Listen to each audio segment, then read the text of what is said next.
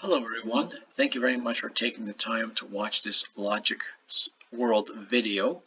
I'm really enjoying playing the sandbox game from Steam. And if you haven't downloaded from Steam this excellent sandbox from Mouse Hat Games, I encourage you to do so. Don't even wait for it to come out on sale. It's really a fantastic offering. You can do so much in this sandbox for so little money spent. You can create billboards all the way up to fairly complex devices like CPUs and computers. So definitely get your hands on it if you can. Don't wait for it to go on sale. And I have used Logic World as a supplement to a course that I'm taking on Udemy called Fundamentals of Logic Circuit Design. And I took that course for two reasons. The first reason is, I'm over 50 years old, and I'm trying to learn new things to keep myself mentally stimulated, because a lazy brain leads to, potential Alzheimer's and dementia. And it's very important to keep your mind active, just like you keep your muscles active. If you don't exercise, your muscles will atrophy and you'll become weak.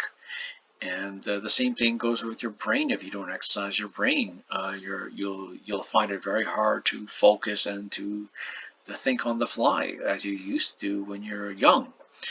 So I took this course for the first reason, just to keep myself mentally active, but also because I want to create more advanced things in Logic World. Because let's face it, if you are going to design these fairly complex things in Logic World, you're going to have to understand how logic circuits work. And there's so many ways of learning how to do this through Udemy or even through some other sources on the internet that are free, though it does take you a little bit of time to find them, and you also have to verify that the information that you're reading is accurate, as you have to whenever you do a Google search. Don't basically trust what you read online. So it's helped out a great deal for the most part, but I have found that some of the aspects of logic circuit design do not translate 100% into Logic World.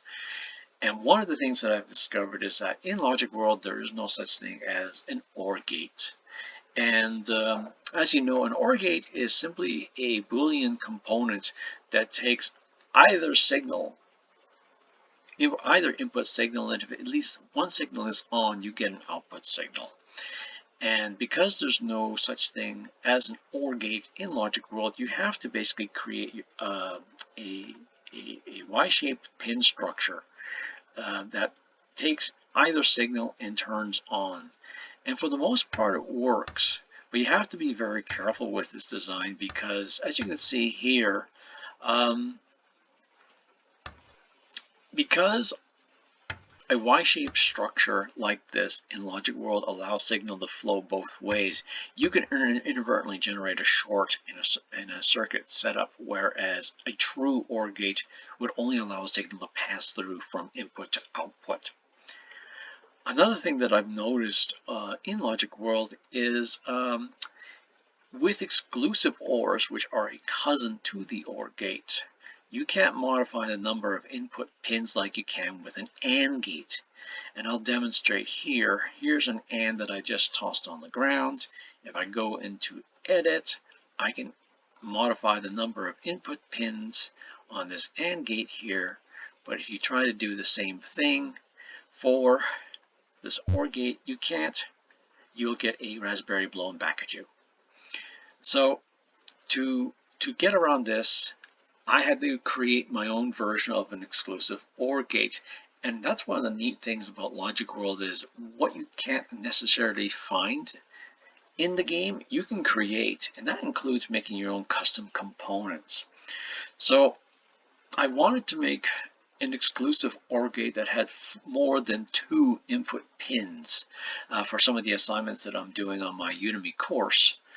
And to give you a refresher of what an exclusive OR gate is, an exclusive OR is simply a gate that will accept any 2 signals coming in to generate an output signal, but if you were to turn on both signals, the outputs, if you turn off both input signals, or turn on both input signals, the output signal automatically turns off.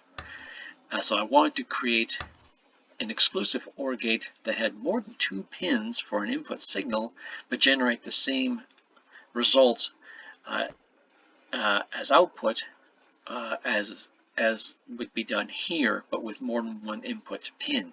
And here it is, and I'll be the first to admit that it's very large and bulky, and part of the reason why is because I've still yet to master the art of laying down wire in a cramped, confined space, and I've had that problem ever since I was putting together a stereo system in my bedroom in the 1970s, where I had all these wires and so little space between the shelf and the wall. So I'm having the same problem here, and it's me, it's not the game, but anyways, I'm going off course. So this is the reason why my component here is pretty large and requires a lot of space for me to lay out all my wires.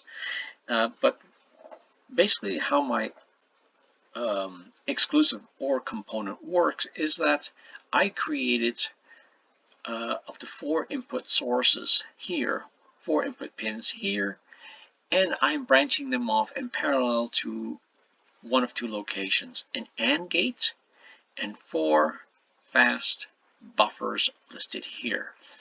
And the reason why I did it in this fashion is because if one of these switches gets turned on, a signal will pass through one of these 4 fast buffers and go through this relay, which is currently switched on, so that the signal will pass through to this output terminus here, as so.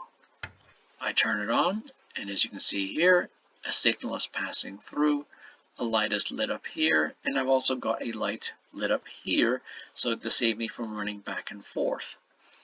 Now what I want to do is when I get all 4 of these input terminals signals turned on, I want the switch to drop at the other end, just like an exclusive OR would do. And that will only happen when this AND gate's condition is satisfied, when all 4 signals pass through and turn on this output here, which will go through a NOT, which will be inverted into a dead signal, a 0 signal, which turns off the connection to the output terminus. And I will demonstrate it now. I have 1 signal turned on. I have 2 signals turned on. I'm now turning on 3 signals.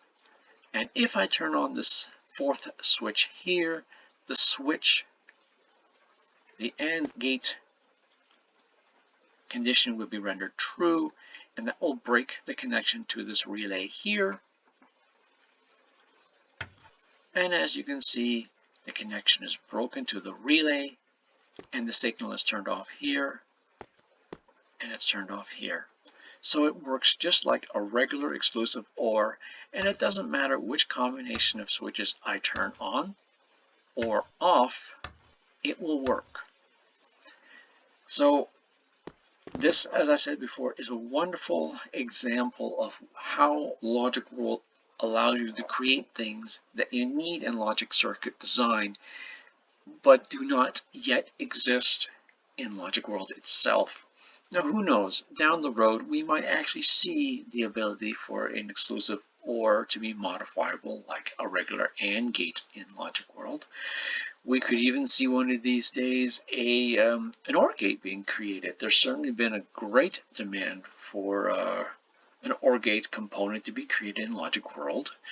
And I can certainly see the merit of that for the reasons that I specified at the beginning of this video, where if you create a Y-shaped structure, you could have a short where the signal goes both ways. Unless you put fast buffers, or a regular buffer in that Y-shaped formation, so that you cause the signal to not bounce back toward the input terminus of your Y-shaped pin structure. But anyways, this is something that I wanted to show you today, just to show you how I was able to create my own little, well, it's not little, it's pretty large, but my own exclusive OR gate for my Udemy assignments that I'm taking right now. So thanks for taking the time to watch this video and for putting up with my mindless ramble. And I will talk with you soon. Bye for now.